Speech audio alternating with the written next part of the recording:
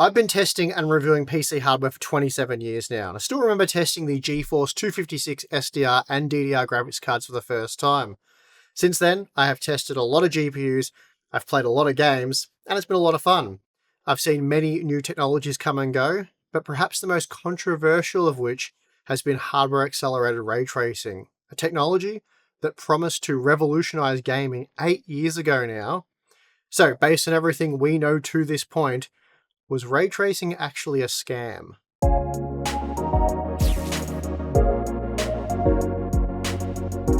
Back in 2018, NVIDIA CEO Jensen Huang took to the stage for an almost 2-hour presentation where he repeatedly emphasized that with ray tracing, you're going to see a lot of writing about this in the future. Developers no longer needed to spend months faking lights with shadow maps or reflection probes. By applying the laws of physics, the lighting just works. He went on to claim that the GeForce 20 series offered the biggest generational leap in the history of computer graphics, crushing Pascal, and best of all, pricing was set at just $499 for the RTX 2070, and models were set to be on shelves everywhere September 20th. Ultimately, the claim was that these GPUs were must-buys. You must experience ray tracing, you wouldn't want to play games without it. The problem is, most of that wasn't true. To date, ray tracing hasn't transformed gaming, and it's my opinion that GeForce 20 series owners were sold a ray tracing lie. I'm not even sure if we can say that most games released since then even support ray tracing, and for the ones that do, the vast majority of them only enable it as an optional feature. The truth is, I was never really that sold on the ray tracing dream. When it comes to promised technologies, I'm more of a I'll believe it when I see it kind of reviewer. And with ray tracing, I really did need to see it, and then having seen it, I'm still yet to believe it. In the case of the GeForce 20 series, it simply was not powerful enough to properly utilize real-time ray tracing, leading to underwhelming RT effects and performance. The game support list was also shockingly short. 12 months after the initial release, we could point to just 2 games where you might want to enable ray tracing, those titles being Metro Exodus and Control. There were a few other games with ray tracing at the time, but we felt those titles were extremely underwhelming, like the noisy and largely pointless RT reflections in Battlefield 5, for example.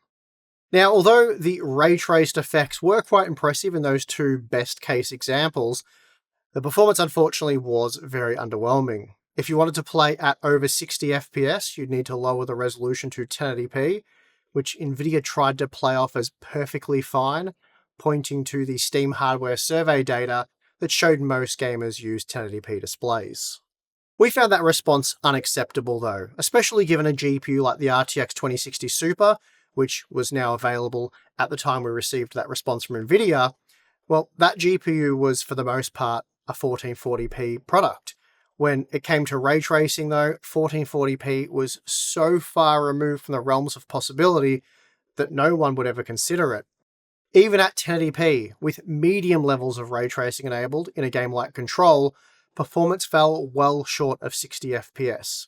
And at a cost of $400 US, I think most gamers would expect at least 60 FPS at 1440p. And even the more expensive models like the $500 RTX 2080, they weren't even close to delivering 60 FPS at 1440p with ray tracing enabled. NVIDIA's other response to our criticism at the time was to simply turn down graphic quality settings or use DLSS. However, we failed to understand why anyone would turn down settings just to enable ray tracing. After all, ray tracing was heavily touted by NVIDIA as a premium graphics feature, a sort of cherry on top, if you will. So you would already be playing with higher ultra quality settings and then turn ray tracing on to take things to that next level. Surely gamers don't want to use medium or low presets and then enable ray tracing? That seems to make very little sense. As for enabling DLSS, that will improve your frame rate with ray tracing enabled, but it also improves your frame rate with ray tracing disabled. It's also well worth noting that back then, when we were talking about these responses from NVIDIA, they were talking about DLSS 1, which, put simply, it sucked. It was really, really bad. The DLSS version that we sort of know today, that wasn't released until 18 months after the RTX 20 series. And even then, it was much longer until DLSS 2.0 was widely available. Not only that, but as I alluded to a moment ago, upscaling doesn't fundamentally close the performance gap. So gamers had to pick between significantly higher performance or ray tracing. And that's not to mention the visual artifacts caused by DLSS that were more noticeable at the lower resolutions that you were forced to use when using ray tracing. And in fact, we strongly recommended avoiding using DLSS at 1080p back then, as the results just weren't good. So, in summary, a year after release, Nvidia could really only point to 2 games that were released with ray tracing support, and RTX 20 series owners should or at least consider playing them with the feature enabled. And those 2 games were, again, Metro Exodus and Control. The caveat here being that most will have to play at 1080p, and even then 60 FPS will be difficult to achieve without using medium quality settings, which, again, we'd argue defeats the purpose of using ray tracing to begin with. At this point, it started to become very clear to us that heavily weighing review recommendations on ray tracing support and performance was a poor choice, given many of the most popular games didn't actually benefit from the inclusion of ray tracing, and this first became evident with Call of Duty Modern Warfare, which received ray-traced shadows. Now look, this was a nice enough feature for the single-player campaign, but for the multiplayer portion of the game, which is what keeps players coming back and keeps them engaged long-term, ray tracing was completely worthless and not something many gamers would enable. Ray tracing also came to Fortnite, a game that can look visually spectacular, but also never does, regardless of your hardware. And this is because the best way to actually play the game is using the popular performance mode.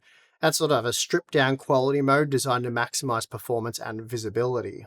So while ray tracing certainly could offer an additional layer of immersion for single-player story-driven games, for multiplayer, and in particular fast-paced shooters, it was pretty worthless. In fact, it was absolutely worthless. And it's not like the GeForce 20 series GPUs were going to get faster and better at ray tracing over time. If they couldn't run the early ray traced effects at the launch of the technology, what hope did they have of running better, higher quality effects in games released years later? And that has certainly played out at this point, as even the highest end GPUs from the RTX 20 and even the 30 series will struggle with effects like modern path tracing.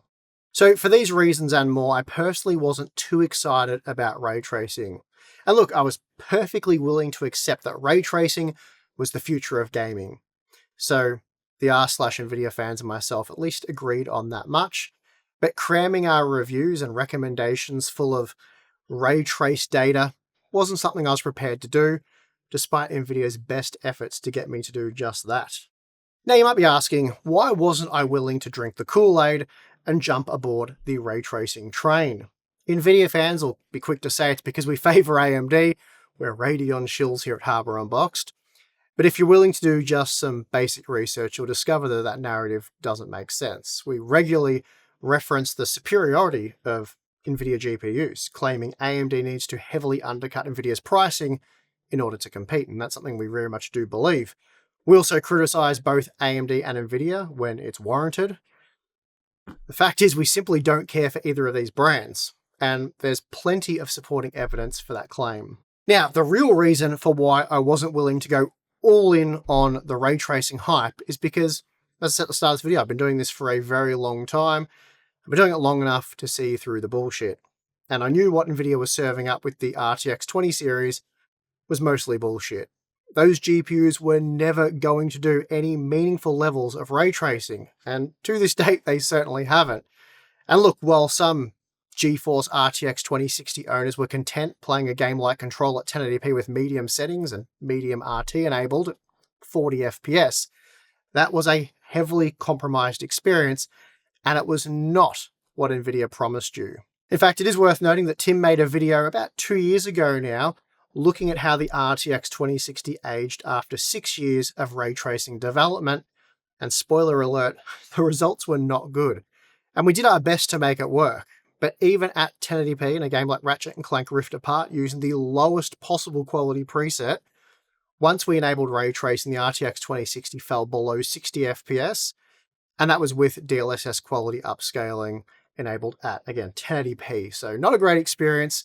Anyway, if you want to examine the results in that video more closely, I'll provide a link in the video description, so go check that out. But getting away from these single-player games like Control and Metro Exodus, for me personally, ray tracing had a much bigger problem even back in 2019, and it's one that it struggled with to this very day. You see, for a lot of games, ray tracing is pointless. It adds nothing of value, and for that reason you simply wouldn't use it, and many gamers don't. Part of this is because of the performance, but also part of it is because of what it changes visually. In fact, it's not even just about a type of game, but also a type of gamer. For example, if I was to play Shadow of the Tomb Raider, which I did by the way, quite a good game, I don't want to be playing it at 1080p on an RTX 2060 at just over 50 FPS with ray trace shadows. I want to be ideally playing it at over 120 FPS at 1440p. In order to achieve that level of performance, I would simply reduce quality settings to hit my targeted frame rate. And only if at the targeted frame rate, or perhaps above it, would I then increase the visual quality settings. But make no mistake, the priority would always be the frame rate first, not the visuals. Of course, I understand this isn't all gamers. Some of you are happy gaming at lower frame rates, 60 FPS or less, and you'll prioritize the visuals. That's perfectly fine. But when it comes to multiplayer games, particularly fast-paced shooters, the majority of players prioritize the frame rate, and it's here that ray tracing has proven to be useless even in 2026.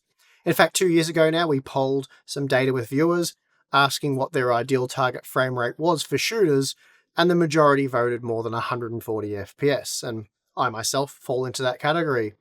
Not only that, but 88% of those of you who voted for a frame rate target of at least 100 FPS. And that's a pretty difficult frame rate to achieve in the majority of titles supporting ray tracing. Still, I think it was reasonable that way back in 2018 that you might have imagined by now, 2026, all the latest online shooters would be using some form of ray tracing by default. It would just be something that GPUs have supported for at least 5 years now, so game engines would naturally support it. But that isn't the case at all. It's still very much an optional feature, and for that reason, most gamers are opting not to use it. No one who wants to win is turning on ray tracing in a game like Fortnite, for example. Not only is the performance horrendously poor, but it makes spotting enemy players extremely difficult.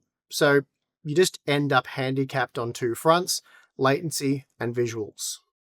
There is no denying that the hardware-based ray tracing in Fortnite looks incredible. It really does, and I much prefer how the game looks with it enabled. So don't get me wrong there, it does look fantastic. However, the performance isn't good, and visibility is horrible when compared to the more competitive performance mode. And this makes the high-quality settings used when enabling hardware ray tracing very difficult to play.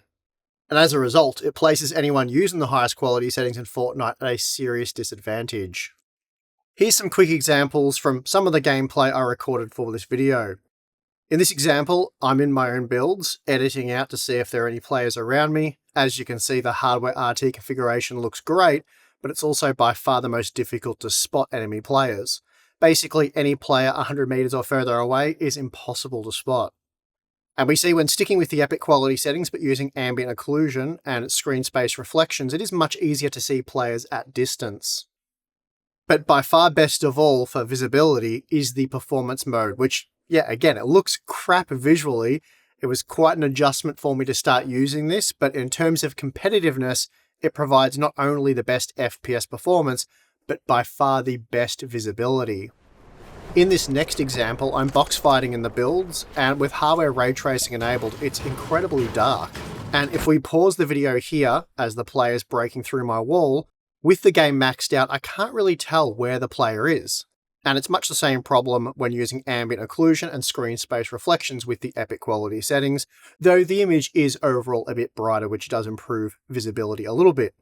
But when we use the performance mode, it's a massive competitive advantage. Here I can already see the player, allowing me to take aim much sooner, hitting my pump shot for 170 to the head. If we rewind, this is what I would have been dealing with had I played the game maxed out. There's just crap everywhere, and as you can see, hitting that shot would have been considerably more difficult. And in this example, you can see just how much more difficult it is to see the player through a simple window edit with the graphic quality settings maxed out when compared to the performance mode. Zooming in provides a very clear example of just how much more difficult it is to play Fortnite using high quality settings. The visible top half of the enemy player is completely shadowed with the graphic settings maxed out, while the performance mode provides a clear view, allowing me to easily hit my shot and then reset the wall, hold the wall to block the enemy shot, and then re-edit it to eliminate them.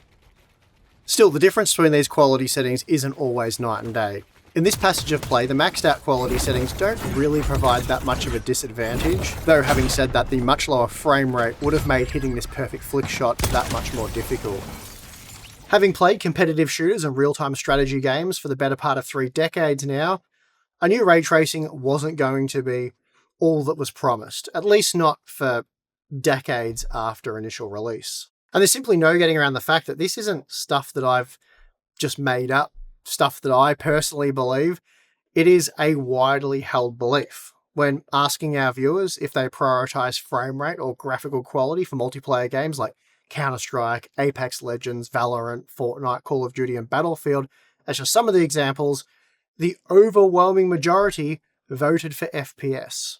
And supporting that data, sort of personal stories, but I'll add them anyway, bit of anecdotal evidence, I can't recall the last time someone who plays these sort of games said to me, "Steve, I want to upgrade my PC so I can increase the visuals in Call of Duty." That's not really something that's ever happened. Pretty much every time it's something like, "Steve, what do I need to upgrade so that I can comfortably sit above 200 FPS in a game like Fortnite?" Maybe using the performance mode or, whatever game it happens to be that they're playing. So, given all of that, a feature that heavily reduces performance while also making it more difficult to spot enemy players simply doesn't make sense. And I'm not saying ray tracing makes it more difficult to spot enemy players in all games. Some of the examples I looked at, it does. That's just one part of it. It's not necessarily the rule, but what it does do is heavily reduce performance, and that pretty much is a rule. Now, I am sure at some point in the future, this will change, and by default, games, even the multiplayer shooters that I've been talking of, they'll use ray tracing, as it won't be optional, and therefore you simply can't just turn it off in order to gain a performance advantage. There'll be a baseline there, just like there's a baseline for games today that, generally speaking, makes them look better than games from 15 years ago. I think that's safe to say. Again, though, you might have expected that future to be now, 2026, because we've been hearing that ray tracing is the future for like 8 years now, but it seems like that future is still at least, maybe another 8 years away. But even for you single-player gamers, it's been an underwhelming journey so far, I think it's safe to say. To date, there's really not been that many good ray tracing titles that you can point at, and even less that you can call truly transformative. And worse still, of the truly transformative examples we have, they all require high-end GPUs. Seriously high-end GPUs, mind you, like an RTX 4090 or the 5090. So it's far from a mainstream technology. You're not, for example, enjoying path tracing and Cyberpunk on an RTX 5060 Ti. Not in any practical sense anyway. So given all of that, it's not particularly shocking that just 2 years ago now, we asked the simple question, when available, do you play with ray tracing enabled? Of the 50,000 people that voted, just 15% of them said they do, and they do so while using the maximum settings. So I guess there's your high-end representation right there, your 4090 and 5090 owners. Another 7% said they enable ray tracing with the medium to low settings, and then another 26% said they sometimes use ray tracing, sometimes they don't. Then we had 52% of all the people who voted saying they don't use any ray tracing at all, citing no noticeable visual improvements, or the performance hit is simply too large to justify using it. While piecing this video together, I did decide to recreate that 2-year-old poll to see if the sentiment from gamers had changed. Unfortunately though, we can no longer create polls with 5 options. N-shitification is even affecting the YouTube polls. Anyway, I just decided to roll the no options into a single category, so that's the change we've had to make there. And what's interesting is the yes maximum RT settings percentage is still 15%, while 7% still voted yes, but using the medium to low RTFX, while the majority voted that they use RT in some games but not others, and then the next largest voter base said that no, it's not worth it, they don't use ray tracing. So even after all of this time, we can group nearly 80% of all gamers into the they sometimes use ray tracing or not at all category. And that is a shocking statistic for a technology that 8 years ago now was set to revolutionize gaming, according to Nvidia. And the reality is, for a lot of single-player gamers, is they just want to enjoy the story and the gameplay of the game that they're trying to play. Having high-quality visuals, sure, it's nice, it can add to the experience, but much of the enjoyment comes from the actual gameplay. So if enabling ray tracing makes the game harder to run, outputting a lower FPS, well, that makes the gaming experience worse. It's not going to be a winning feature. And this ties into a lot of what we're seeing with modern games. With GPUs so expensive and upgrades out of reach, many gamers just want the titles they're interested in to run well on their hardware. There's a growing sentiment that game visuals have peaked. We often see comments saying that they can't really tell the difference between RT on and off, and that games don't look substantially better today with fancy features like ray tracing than they did 8 years ago before the technology was first released. And that's in direct contradiction to what Jensen promised all those years ago. How could ray tracing truly be a must-have technology that you should spend more on your GPU for if a sizable portion of gamers don't think the visual upgrade is noticeable enough to justify the performance hit? And doesn't that marketing speak now sound pretty questionable when this is the state of ray tracing nearly 8 years later? Where is that promised future? At some point, ray tracing will be a dominant feature that all gamers can enjoy using, but it feels like we've been saying that a lot. It's always about the future, not about the now. This is where gamers that specifically bought a GPU to use ray tracing basically got scammed. The early RTX-enabled hardware is not powerful enough to play modern ray tracing games, and the games that were available during the card's lifespan, they're extremely underwhelming. A couple of tech demo type experiences here and there, but mostly those GPUs were used for regular old rasterization. If you happen to have bought an RT-enabled GPU for multiplayer gaming, you've gotten burned especially hard. None of today's popular multiplayer titles are best played with RT enabled. It hurts performance, it makes the game harder, and there's no clear path to a future where ray tracing even makes sense in a multiplayer title. Developers have spent the early parts of the ray tracing era getting their games to work on as many potato quality GPUs as possible to maximize sales and the player base, rather than bothering with high-end visual features. And then for single-player games, ray tracing can be a nice addition if you own a high-end GPU, but for the normies out there with mid-range hardware, if anything, the push to integrate ray tracing has made games harder to run for those PC gamers, and in some cases, it's done so with no clear benefits, especially if gameplay is the priority. So has it made these games easier to develop? Well, all I'm seeing are development costs go through the roof, not the other way around.